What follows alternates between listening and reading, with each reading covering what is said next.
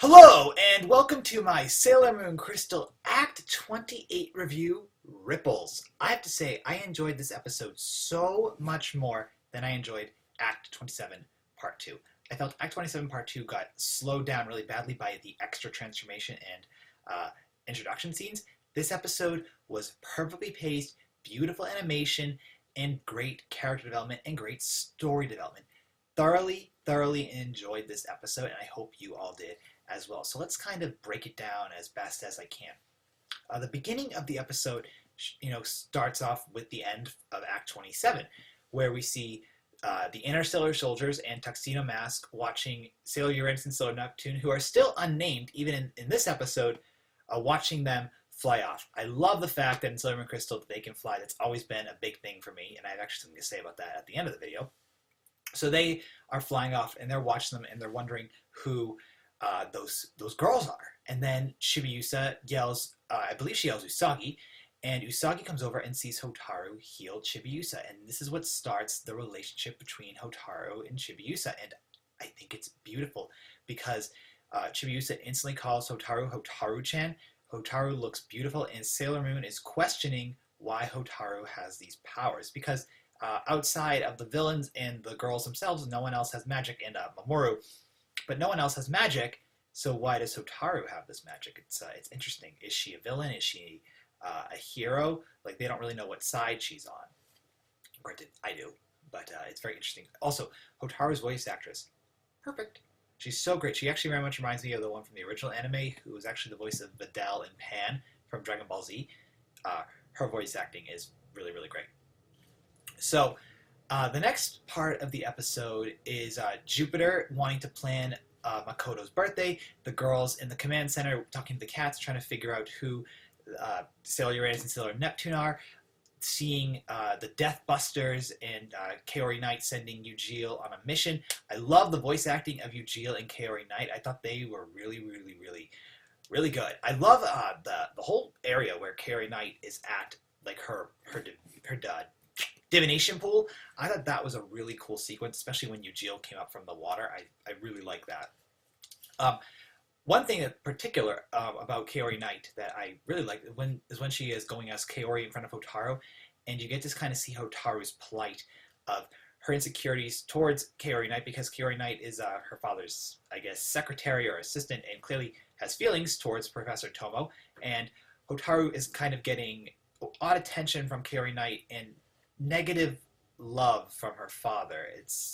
Her father isn't the best man, and clearly he's possessed by some evil force, and Hotaru, for you guys who have seen the anime, know that she's possessed as well, and that's why she's weak and has all these powers. Granted, some of them could be related to Sailor Saturn. So she's weak and having these issues, and Hotaru then says, how long can my body last? And her father gives her the Tarion crystal, and it's able to relax her, and she feels better. But again, she's really wondering what's going to be happening to her. So then Hotaru is kind of gone for the rest of the episode, but I really did love her plight in the beginning of it. I thought that was fantastic. So we have the development of the relationship between Chibi-Usa and Hotaru as well. I'm looking forward to seeing more of her. Then the next part of it really focuses around Mamoru and Rei getting visions of the talismans, Kaori Knight talking about the talismans, and like I said, Makoto wanting to do something for Rei's birthday. Oh, also, Usagi sees Sailor Neptune, or Michiru, talking to Mamoru, and she goes, why is Mamoru talking to her? And then she sees, or somehow is able to figure out that Michiru is Sailor Neptune, at least in her head. She's thinking it. So I'm really wondering, I know that when the girls become Sailor Soldiers, their transformations are only supposed to take like 3 seconds.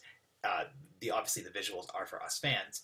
But they're supposed to have this guise on where no one can figure out who they are. But somehow Sailor Moon is able to figure this out. So I'm wondering if that's breaking canon, or if Usagi just has extra powers now that she's able to kind of figure out who her subjects are. So, because the same thing happened again when she directly asks Haruka, and Haruka laughs it off, but granted, Haruka is also going that she's a guy right now. No one has figured out she is a woman. So that's kind of what's going on in the first act of the episode. And then the next act is Rei, meditating and getting another vision of the talismans. And I think it's interesting. Another question I have to pose is, Kaori Knight is after talismans, sort of. Rei and Mamoru are wondering about the talismans, and Michiru and Haruka know about the talismans as well. But Haruka and Michiru have the talismans. We know that they have them. We've seen Michiru hold the mirror. We know that's her talisman. So why are they seeking the third one? I mean, I know why. Because in the manga, it's going to resurrect Sailor Saturn or cause Sailor Saturn to awaken. But I'm really curious as to how I guess my thought of it is, it's interesting to me here seeing the talismans come into this focus where Kaori Knight wants to destroy them because the talismans will awaken a power that could destroy the Deathbusters. Well, in the original anime, they wanted the talismans for the Holy Grail.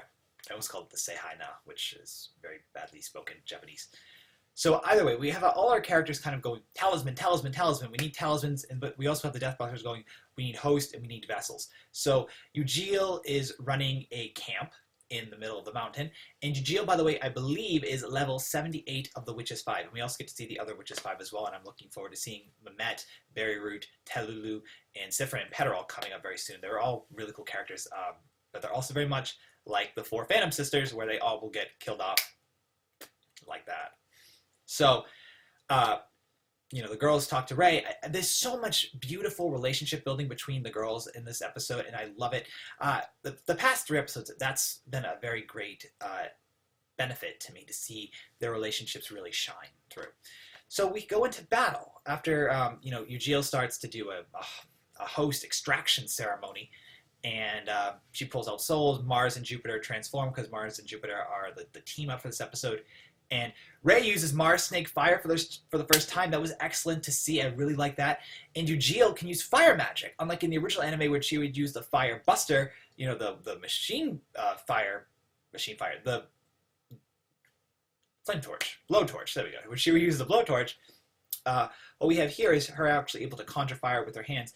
But my question here is, Jupiter and Mars, and actually all the interstellar soldiers more or less are pretty strong. They have their planet powers, but somehow Eugeo, who's level 78, can take them out? I'm really wondering what's their true level, because I know Mehmet is in the level 30, but the other girls, the other Witches 5 are significantly higher. So how can they defeat them if Eugeo, level 78, is able to take on Jupiter and Mars so simply? Mercury comes in, uses Aquamist to stop her, then Moon uses Moon Spiral Heart Attack and defeats Eugeo, very much like how Moon defeated Kohan. And then they run into Uranus and Neptune again, and then Uranus is flying, and Usagi starts to chase her. And I thought, Usagi, you can fly too! Go up in the air! You're Sailor Moon! Use your hair as like some type of wind propellant, make it like a propeller, and go. She didn't do that. And she ends up meeting Uranus, and Uranus says to her, don't interfere, and then kisses her, and then the act ends. And then we have the trailer for Act 18, or Act 29, which, again, looking forward to. So that's how it ends, and that kiss was interesting. I'm really curious to see how Usagi will react to it, because now she's been kissed by Haruka, she's been kissed by Diamond, and she's been kissed by Mamoru. She did say in the trailer that she hasn't been kissed by anyone else, but she definitely has been kissed by Diamond, as I just said. All of her kisses have been forced, I've noticed, too, except for her ones with Mamoru. So that kiss was pretty interesting, I have to say. I like the fact that they included it, and I like this episode overall. Like I said, visually, it's stunning. The character development is stunning. Story-wise, it's pretty good. We're getting the Deathbusters. We're killing one off. We're getting the introduction of talismans. We have Hotaru developed. We get Chibi-Usa and Hotaru's relationship forming. The only thing we don't have yet is Sailor Uranus and Sailor Neptune being named on screen. We've seen them in shadow. We haven't seen them even do some type of attack, but that I assume will be coming. So overall, very solid episode. I enjoyed it quite a bit. I liked seeing Mars Snake Fire for the first time, and I really liked seeing Usagi have all these questions, like, who are Uranus and Neptune? She's being goofy, but she's also being serious, like when she asked Haruka, but then she kind of had that goofy moment after, and then when she's chasing after Uranus, I really like that, and also her questioning of Hotaru's powers. So share your thoughts about this act in the comments below. Like I said, I think it was excellent. I am looking forward to another excellent episode next week, and we'll talk about SMC very soon. So thanks for watching, and I'll talk to you guys later. Bye!